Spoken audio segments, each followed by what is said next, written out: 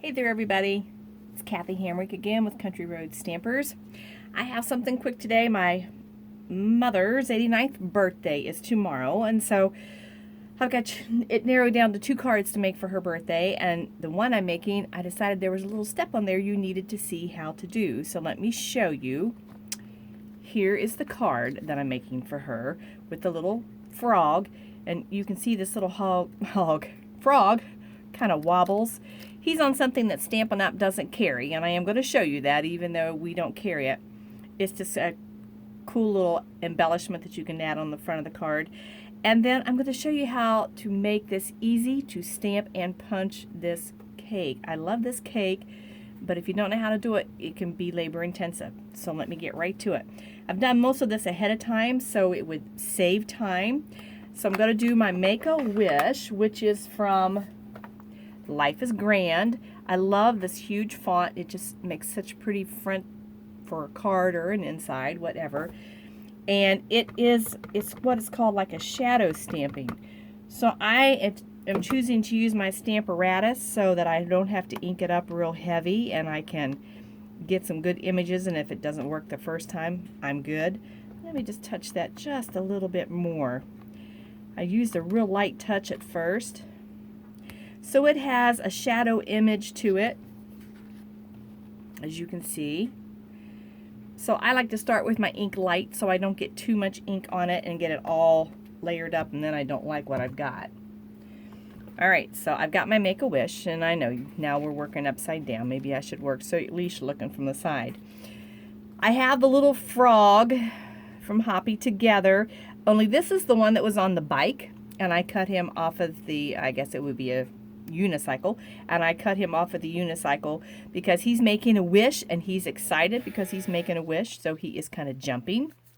And then I have a lily pad. I had to think what it was called, and this is going to be available in framelits next month for customers. So I'm going to start out by just popping this up, so the lily pad, and I know I could have gone a little extra and put some blue for the water, but I don't need to go too crazy on this. Then this is the wobble. As you can see, they come in a package like this. I don't even remember where I got them, but you can Google them if it's something you want to try. And they just are like a little spring. I don't know if you can really tell on that. And there's adhesive on both sides. So I suppose today I will never be able to get this adhesive off. That's just the kind of day it's been. Trying to get ready for a class this afternoon, and phone's ringing.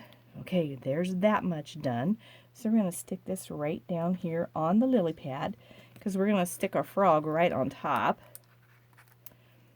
There it goes. Now it's coming off. Whew! Alright, now we're going to stick our little frog right on there, so it does appear that he's just got it. Whoa, dear! Maybe I better make sure he's really stuck. Okay, so there we go. So there's our little frog, and he does wiggle and shake and bounce. He's kind of cute. Okay, so now comes the tricky part. I'm going to just go ahead and adhere this. I already got the base card ready and the designer series paper on here so that I could layer these up. So I'm done with my stamping, so I feel safe to put this on the card. So I got that much done. When I stuck him on the second time, I kind of put him on there wobber-jawed, so he is really truly jumping like crazy. Okay, so now the birthday cake is a piece of cake, and you see there are many choices on here, but the punch comes like this. So if you look at it, you can't be a rocket scientist and figure out how to get this space so you can punch it real easily, but I'm going to show you how I managed that so it works really well.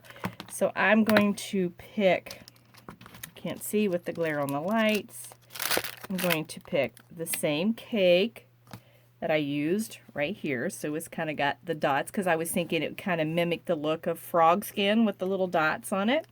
And then the pedestal, which is the same for all of them. And close that up and put that aside. So now what I'm going to do is I'm going to take my punch, and I'm going to match these pieces right up onto the punch so that I can get them so I have them exactly where I want them. But here's the main thing I have to tell you, because I forgot this right off the bat. So I'm telling you, when you're matching these up, you want to put the side that you're going to stamp, that you're going to put ink on, that's going to go right down on the punch. And now this is really, I'm probably going to really mess this up because it's hard to see with the light here the way it is. You want to line it up the best you can to match that cake image, like so. Then I'm going to take the pedestal and do the same thing, remembering that the part that you're going to put ink on is the part you want down here. That's very important. Hope I'm not getting my head in the way. Actually, the pedestal is easier to match up than the stamp was. The cake, I mean. Okay, so now I have that all lined up. Okay, then I'm going to take a clear block and I'm just going to lay it right down on top of here.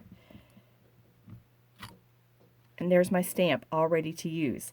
Now you see, if you don't put the right side up and you put the natural thing to do is just to put the flat side right down on here, and I kept trying to get my clear block to load and it just wouldn't load because it wasn't the side that was to go on the clear block.